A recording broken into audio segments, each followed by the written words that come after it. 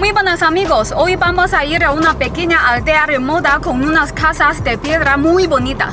Y vaya que si es remota, porque ayer que estuvimos grabando en los alrededores nos costó un montón llegar hasta allí. En principio solo había hora y media de camino conduciendo, pero cuando estábamos a punto de llegar nos dimos cuenta de que habían cortado la carretera. Y la habían cortado por las inundaciones, porque al parecer uno de los puentes se había quedado en mal estado. Entonces preguntamos a la gente que había por allí y nos dijeron que teníamos dos opciones. La primera era seguir conduciendo a través de otra carretera de montaña durante casi 2 horas, cosa que no nos apetecía nada porque no tenemos un coche del que abusar en esas condiciones. Y la otra opción, también con sus inconvenientes, era la de tomar un barco río arriba. Claro, el barco no sale a la hora que a ti te da la gana y luego además había un tramo que teníamos que hacer andando. Pero como al final salía mucho más rápido, nos decidimos por esa ruta, que es la que veréis hoy también. ¿Y por qué vamos a ir a esta aldea? Pues porque además de ser muy bonita, es uno de los proyectos focalizados de lucha contra la pobreza. Porque hasta hace muy poco la gente de esa aldea vivía en unas condiciones bastante malas, estaban prácticamente aislados, y en el año 2014 se puso en marcha un programa para aliviar su situación que también incluye algunas iniciativas de turismo. Pero lo del turismo está todavía por hacer porque es muy difícil llegar hasta allí y hasta ahora se han concentrado sobre todo en las viviendas, en renovarlas para que estén en mejores condiciones. Ayer Lele y yo éramos los únicos visitantes que había allí. Hoy, que hace mejor tiempo, a lo mejor hay más, no lo sé. Yo creo que esta aldea es uno de los lugares más alejados de la civilización en los alrededores del pueblo de Lele. En China hay sitios que están mucho más aislados,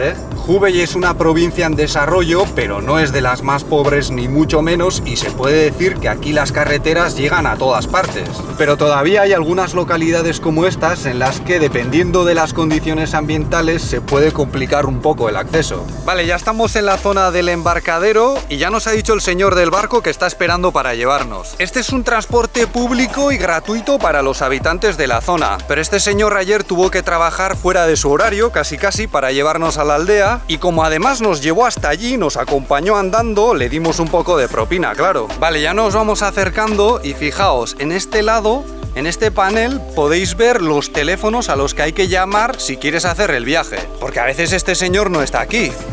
Bueno, esto básicamente es un autobús de río. Tiene capacidad para 20 personas, aunque en estos momentos con la carretera de montaña ya no se utiliza tanto. Nos ha dicho el capitán que antes ha hecho otro viaje por la mañana con un grupo de turistas, gente con la que a lo mejor nos encontraremos más tarde, y por lo visto hoy el nivel del agua está más alto que ayer porque han limitado el flujo de la presa. Vale, ya estamos llegando. A ver.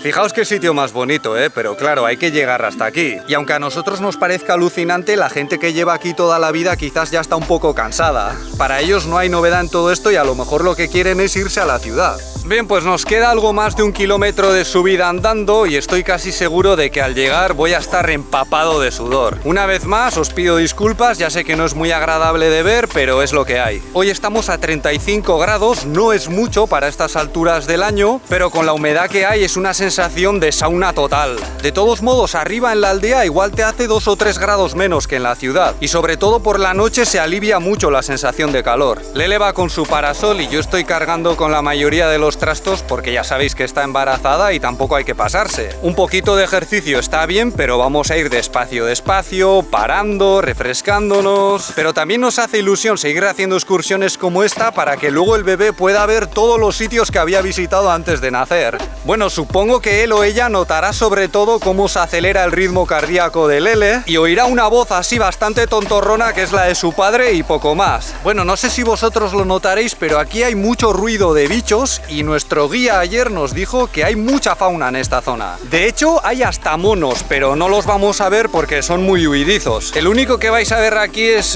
un servidor. Fijaos, esto es un insecto palo, no es una especie muy rara aquí, pero en esta provincia hay algunas bastante sorprendentes para gente como yo. Los que sois aficionados a este tipo de animales, en Hubei podéis disfrutar un montón, aunque seguro que para otros es una pesadilla, claro. Enseguida llegamos a la aldea, que es lo más bonito, pero antes vamos a ver una de las primeras casas de piedra que nos encontramos en el camino. Bueno, eso sí nos deja el perro de la casa, porque ya me ha visto aquí con la cámara y con esta pinta de extranjero y no sé si le ha hecho mucha gracia.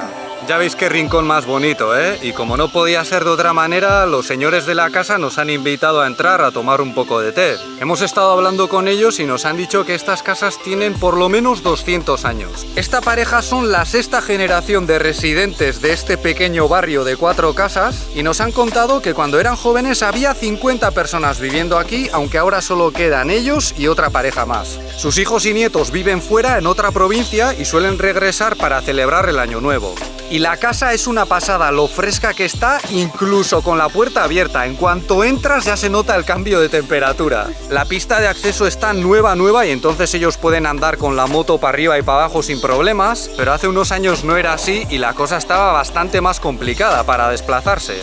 Esto que veis aquí y que parece una especie de fósil, en realidad es carne ahumada y aunque tenga un aspecto así un poco que eche para atrás, está buenísima. Da igual lo que estés cocinando, si le echas un poquito de esto, triunfas. A ver, cuando decimos que estas casas son de piedra, es que son de piedra y nada más. Ni siquiera hay cemento o algún tipo de masa entre los bloques. Pero aunque hay algunas que se han caído porque hace mucho que nadie vive allí, los dueños de la casa que hemos visto nos han dicho que nunca han tenido que hacer obras para renovar las paredes. O sea, llevan así desde que se construyeron hace 200 años. Pero claro, si nadie vive en ellas y el tejado se estropea, que es lo que más problemas suele dar, al final con las lluvias se cae y el agua con el tiempo puede con todo. Hemos estado viendo la casa por dentro y es muy sencilla, las cosas como son. Yo creo que para las personas llegadas de los países desarrollados sería muy difícil adaptarse a esas condiciones. Pero tienen electricidad, agua corriente, incluso un calentador. Hemos visto que tenían un frigorífico, también una televisión en su dormitorio, aunque no la hemos grabado por no molestarles. Y a mí personalmente lo que más me ha llamado la atención es la cocina, que es de estilo tradicional, de las que ya quedan muy poquitas en China, y sobre todo el fuego bajo, sin chimenea ni nada, que esto ya es muy difícil verlo. Yo esto solo lo había visto en un caserío muy antiguo del País Vasco, que en realidad era un museo, y cuando lo ves te hace pensar en el sentido de la palabra hogar, que viene precisamente del fuego, del espacio en el que se protegía la llama que daba vida a la familia. De todos modos, por muy interesante que nos parezca, hay que tener en cuenta que ese tipo de fuegos sin una buena salida de humos pueden ser bastante más dañinos para la salud de lo que imaginamos. Cuando estuve en aquel caserío museo que he mencionado antes, nos explicaron que en aquellos tiempos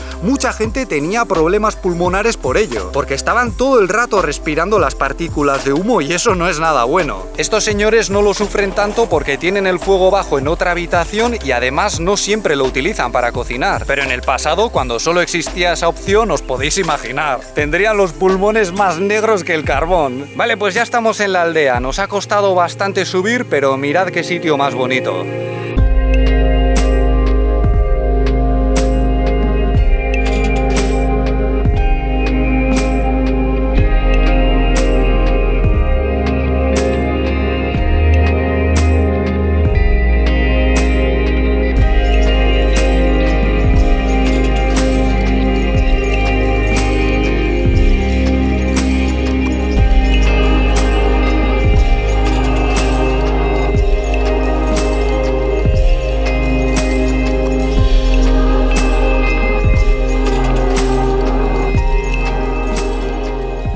Estos son mandarinas, pero ahora están muy verdes.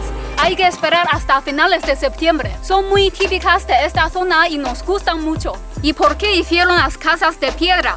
Pues la respuesta más obvia es porque es un material muy abundante en esta zona. Sí, un material muy abundante, pero un trabajo espantoso también. De hecho, en el pueblo algunos nos han explicado que a lo mejor en el pasado había gente que prefería hacer sus casas de otros materiales. Por ejemplo, de adobe o de ladrillo, ya os lo enseñamos cuando visitamos la casa del terrateniente. Pero como esta aldea estaba tan incomunicada, no había manera de traerlos hasta aquí. En las casas de la aldea se notan más los resultados del programa de alivio de la pobreza. Muchas de ellas han sido renovadas por dentro y tienen unas condiciones mejores que las que hemos visto antes. Algunos incluso se han montado un restaurante y nosotros de hecho vamos a cenar en uno de ellos más tarde. Y los hay que hasta se han montado un hotel que todavía no está en marcha, pero tiene muy buena pinta. Hemos hablado con el matrimonio de la casa en la que vamos a cenar, que los conocimos ayer, y nos han contado que el gobierno les dio 20.000 yuanes, algo más de 2.000 euros, para renovar la casa. Y ya sé que quizás no es una cifra muy grande dentro de los estándares de los países desarrollados, desarrollados, pero con ese dinero aquí puedes hacer bastante. No te da para renovar toda la casa, pero ayuda mucho. Nosotros en casa de Lele nos gastamos unos 25.000 yuanes para renovar la cocina, pero claro, son otros estándares. Y gran parte de ello se nos fue en el extractor, que para mucha gente es algo irrelevante, y en la instalación del gas, que es bastante cara.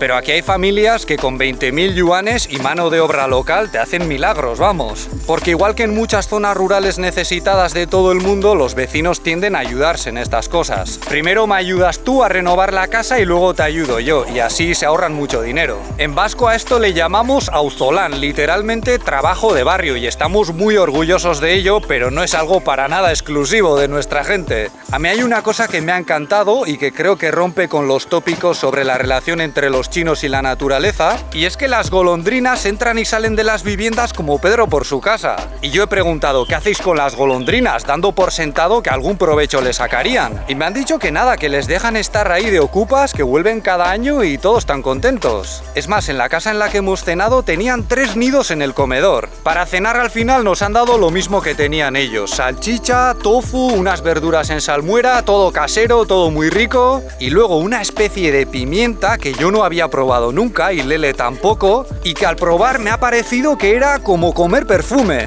¿Y de qué viven estos señores? Pues del turismo de momento va a ser que no. La mayoría de sus ingresos vienen de la venta de cerdos. Ellos tienen una cerda que les produce un montón de cochinitos y con eso van tirando. Y luego aparte el dinero que les envíen sus hijos o nietos, claro. Que esto también es algo muy habitual en China. Oye, Lele, a ver si no va a estar el señor de la barca y tenemos que volver nadando.